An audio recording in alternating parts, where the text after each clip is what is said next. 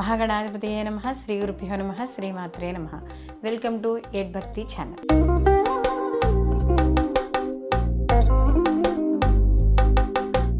గురుగ్రహ మార్పు.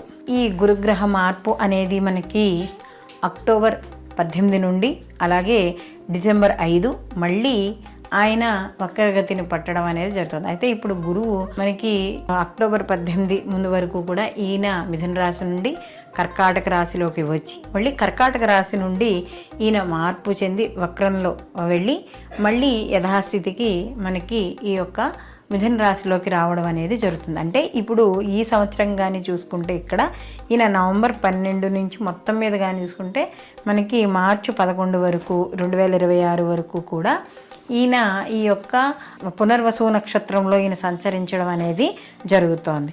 అయితే అక్టోబర్ 18 నుండి మనకి డిసెంబర్ 5 వరకు కూడా 2025 సంవత్సరం వరకు కూడా ఈయన అంటే ఇదే సంవత్సరంలో కర్కాటక రాశిలో ఉండి తర్వాత ఈయన వెనక్కి మిథునంలోకి ప్రవేశించడం అనేది జరుగుతోంది. కాబట్టి ఇంచుమించు ఈయన యొక్క 50 రోజుల యొక్క ప్రయాణం కర్కాటక రాశిలో తన ఉచ్చ స్థితిలో ఈయన ఈ యొక్క గురువు ప్రయాణం చేయడం అనేది జరుగుతుంది. సహజంగా గురువు కానీ మనం చూసుకున్నప్పుడు ఈయన శుభగ్రహము, అలాగే విద్యకి, ఉద్యోగానికి, వివాహానికి, సంతానానికి, పూర్వజన్మ పుణ్యానికి కూడా ఈ గురువు మనకి కారకుడుగా మనం చెప్తాం. కాబట్టి ఇక్కడ ఎవరికైనా ఈ గురుగ్రహం ఉచ్చస్థితిలో ఉన్న లేదా గురు మహర్దశలు జరుగుతున్నా అంతర్దశలు జరుగుతున్నా కూడా ఈ సమయంలో వీళ్ళకి శుభ ఫలితాలు ఉంటాయి. ఎందుకంటే గురువు తన ఉచ్చ స్థితిలోకి ప్రవేశిస్తున్నాడు కాబట్టి ఎక్కువగా సహజంగా శుభ ఫలితాలే ఎక్కువగా ఇవ్వడం అనేది జరుగుతుంది. కాబట్టి ఇక్కడ ఈ యొక్క గురువు యొక్క ప్రభావం ఎలా ఉండబోతోంది, ఎటువంటి ఫలితాలు ఇస్తాడు, ఇలాంటి విషయాలన్నీ కూడా మనం ఇప్పుడు ఈ వీడియోలో మనం తెలుసుకుందాం. అలాగే వీడియో చివరిన కూడా మనం ఈ యొక్క వివిధ రాసుల వాళ్ళు అంటే మనకి ఉన్న ద్వాదశ రాసుల వాళ్ళు కూడా ఎటువంటి పరిహారాలు చేసుకోవాలి అనే విషయాన్ని కూడా తెలుసుకుందాం. మీనరాశి వారికి కానీ చూసుకున్నప్పుడు వీళ్ళకు కూడా ఈ యొక్క గురువు వీళ్ళకి రాశాధిపతి అలాగే దశమాధిపతి. ఈ దశమ రాశాధిపతి అయిన గురువు వీళ్ళకి తృతీయం, వీళ్ళకి చతుర్థము, తర్వాత పంచమ స్థానంలోకి మార్పు చెందడం అనేది జరుగుతోంది. ఎప్పుడైతే ఈయన పంచమ స్థానంలోకి మార్పు చెందే సమయం ఉందో అది మీనరాశి వాళ్ళకి మాత్రం మరిన్ని మంచి ఫలితాలను ఇవ్వడం అనేది జరుగుతుంది. ఎందుకంటే వీళ్ళకి ఖచ్చితంగా పంచమ స్థానంలో మార్పు, అందులో రాశ్యాధిపతి అయ్యాడు, అందులోనూ ఈయన స్వనక్షత్రం మీద. కాబట్టి ఖచ్చితంగా మీనరాశి వాళ్ళకి ఈ సమయాలలో వీళ్ళకి అంటే మిథున రాశిలో ఉన్న కూడా స్వనక్షత్రం మీదే ఈయన యొక్క సంచారం అనేది జరుగుతోంది.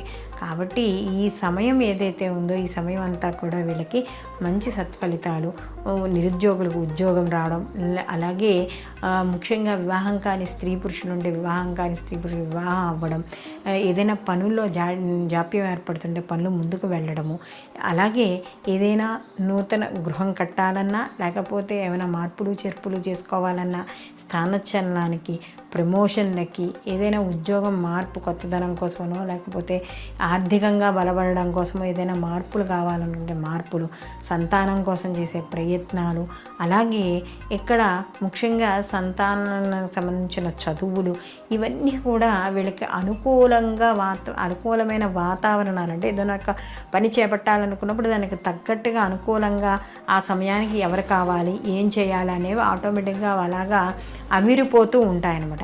అలాగే కుటుంబంలో పెద్దల యొక్క ఆరోగ్యాలు కాస్త కొంచెం అనుకూలంగా ఉంటాయి.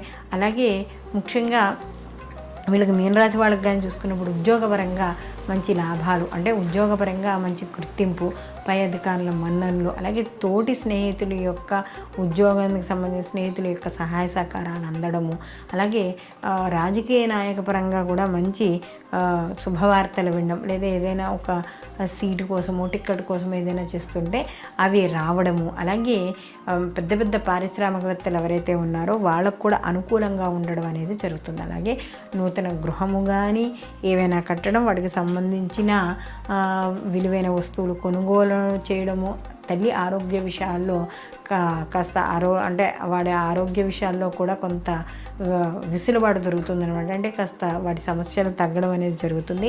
అలాగే మీ వృత్తి ఉద్యోగం కానీ చదువు గురించి కానీ చేసే ప్రయత్నాలు ఏవైతే ఉన్నాయో ఖచ్చితంగా మంచి ఫలితాలు పొందుతాయి.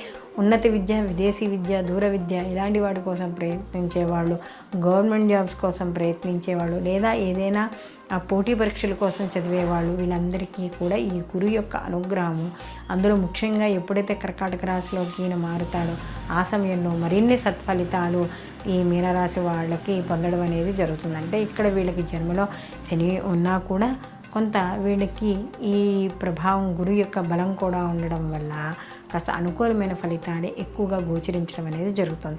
కాబట్టి ఇటు జన్మలో శని ఉన్నా ఆయనకి అధిపతి ఈశ్వరుడే, అలాగే గురువు కాబట్టి దక్షిణామూర్తిని ఆరాధన చేయడం. మొత్తం మీద మీనరాశి వాళ్ళు ఇక్కడ శివారాధన ఎక్కువగా చేసుకోవడం ద్వారా మరిన్ని మంచి ఫలితాలు అన్ని విషయాల్లో వృత్తి, ఉద్యోగ, వ్యాపార, వివాహ, విద్య విషయాల్లో అన్నిటిలోనూ పొందడం అనేది జరుగుతుంది.